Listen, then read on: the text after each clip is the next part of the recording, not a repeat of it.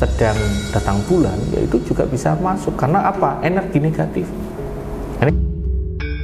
Assalamualaikum Ki Bagus. Waalaikumsalam warahmatullahi wabarakatuh. Ini saya boleh langsung mulai ya Ki ya? Boleh langsung aja, Ini ada pertanyaan Ki, ada beberapa pertanyaan juga dari para wanita, dari para ibu-ibu ini yang mengaku kalau mereka ini terkena guna-guna. Guna-guna? Tok Kena atau pelet. Oh, begitu, pelet. Itu Pelet. sebenarnya itu ada apa enggak sih Ki? Terus cara masuknya gimana Ki kalau untuk pelet seperti itu? Ada atau tidak? Jelas ada toh Mbak. Soalnya gimana ya, itu kan urusan secara goib, tidak nyata. Kita tidak tahu, tetapi itu memang ada potensi semacam itu. Bahkan ya terang-terangan di zaman ini, kalau nggak bisa secara langsung main alus tuh, main alus itu main seperti itu yang dimaksudkan mereka. Jadi yang tanya-tanya ibu-ibu atau siapa tadi, ya memang ada. Tapi kita harus tahu ciri-cirinya, cara masuknya. Ya, kemudian efeknya, ya efek yang paling rendah dan paling parahnya seperti apa, begitu loh Mbak. Jadi kan kalau kita bicara mengenai ciri-ciri, itu ya ciri-ciri yang tidak wajar, bukan wajar ya Mbak. Oh kenapa ya saya kok ini selalu kepikiran dengan seorang laki-laki, ada namanya tuh. Tapi kalau kepikiran aja itu siapapun kan bisa toh Mbak. Masih normal. Ya nggak normal gimana? Kepikiran setiap hari tapi ada waktunya. Maghrib, ya, tengah malam, atau jam 3 pagi, atau setiap ada ritmenya. Nah itu yang nggak wajar. Di waktu-waktu tertentu saja. Misalkan ada azan maghrib, tiba-tiba kok teringat dengan dia, rasanya hati deg-degan gitu. Kalau ketemu dia udah biasa. Kalau ketemu dia biasa, misalkan saya ketemu sama dia biasa. Tapi kok pas maghrib, tengah malam atau jam 3 pagi atau ada ritme lainnya, saya kok deg-degan, kepikiran sampai terus. Nah, berarti ada yang nggak beres dengan ini. Nah itu yang nggak wajar, ciri-ciri yang paling mungkin disepelekan orang, tapi ya harus itu mengenai rasa ketertarikan pelet atau guna-guna. Nah kemudian ada lagi yang sampai apa ya, nggak mau makan, penurunan kualitas ibadah, itu pasti nggak wajar Mbak. Kenapa ya setiap saya mau ngaji itu rasanya panas gitu Bagus. Ada yang curhat seperti itu. Rasa malas juga gitu. Setelah kenal dengan dia atau dekat dengan dia, melakukan apapun malas.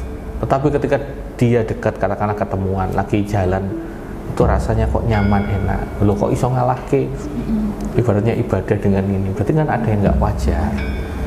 Terus juga ada yang pernah ngomong itu malah lebih selalu lebih membela si prianya, terus berani melawan orang tuanya. Itu termasuk ciri nggak gitu kayak gitu? Kalau sebelumnya nggak gitu, terus kemudian berubah jadi perubahan karakter, nah itu termasuk ciri-ciri Mbak. Diomongi siapapun nggak mau, yang penting dia itu sempurna menurut saya, gitu ya. Tapi kalau menurut orang lain itu nggak sempurna, tapi menurut dia sempurna, berarti ada yang nggak beres dengan dirimu gitu. Kalau orang ini merasakan seperti itu, ya tadi dilihat juga dari kualitas ibadah. Wis sudah ngeyel ya diomongi orang tuanya, tapi ibadahnya juga berubah karakternya. Nah itu yang membedakan, ini itu nggak wajar, ciri-ciri semacam itu.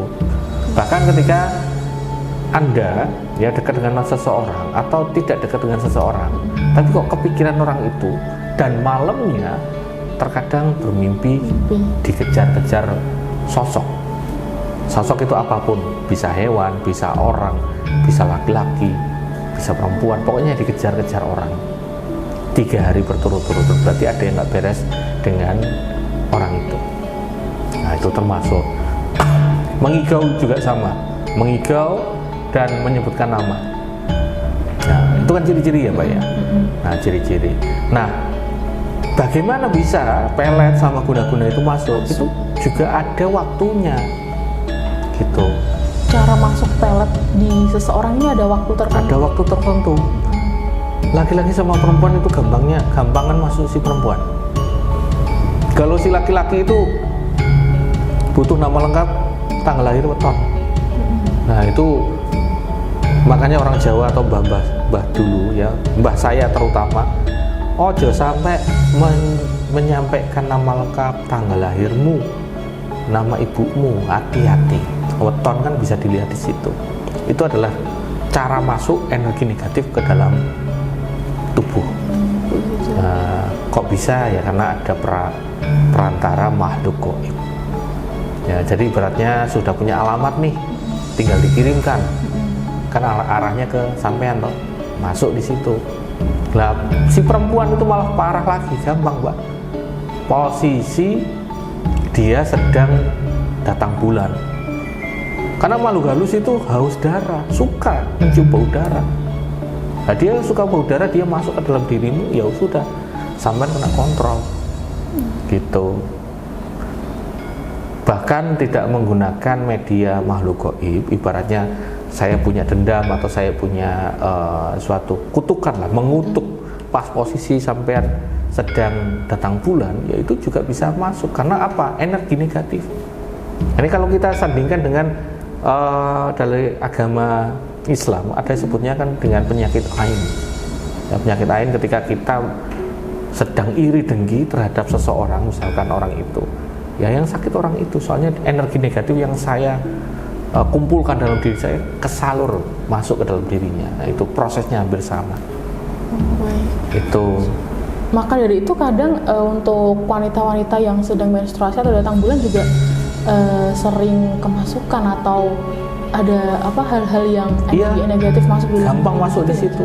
Makanya harus hati-hati. Orang zaman dulu kan kadang ada yang menyepelekan, Mbak, ya, atau bahkan orang sedang hamil itu kan harus bawa gunting, ya, agar makhluk halus itu nggak masuk ke dalam dirinya. Nah, proses masuknya pelet santet ya semacam itu.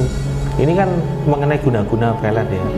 Nah, coba bayangkan kalau Anda sudah punya pasangan, ya, istri atau suami. Nah, itu kalau pelakor itu mainnya ya kayak gitu, Mbak. Pelakor itu tinggal cari aja data diri, itu udah jadi udah jadi bekal agar bisa merusak rumah tangga seseorang. Semacam itu. Jadi parahnya ya akan lupa segalanya, lupa anak, lupa istri, atau bukan si istri ini lupa kewajiban dia, kan selingkuh, kan lagi marak-maraknya kan gerebek selingkuh kan. Benar. Kalau dari klien-klien Ki Bagus sendiri biasanya kasus tentang pelet-pelet ini gimana yang masuk?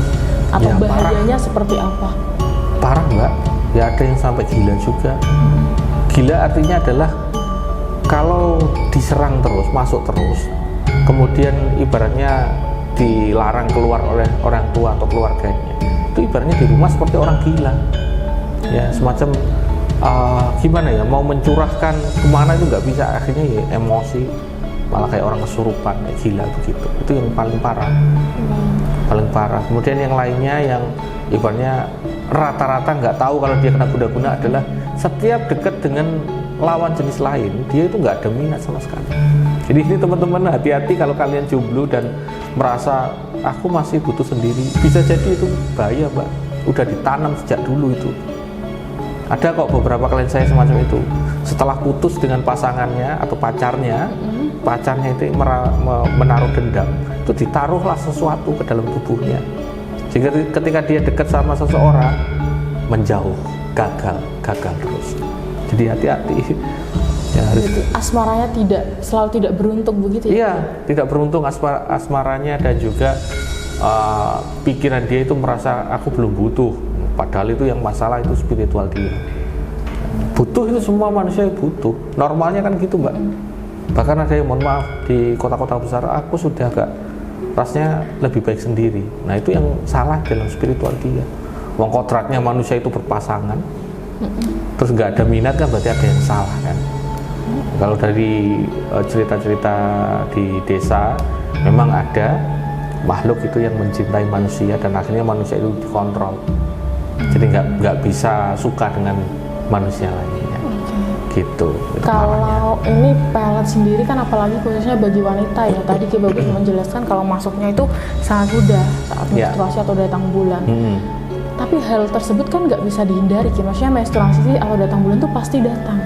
Terus untuk menangkal atau menghindari peletnya sendiri bagaimana, Ki? Ada banyak sekali yang yang bisa dilakukan agar kita bisa terhindar dari pelet, guna-guna dan lain sebagainya. Paling umum di budaya Jawa itu ada benda-benda yang memang di dalam rumah bisa menolak bala.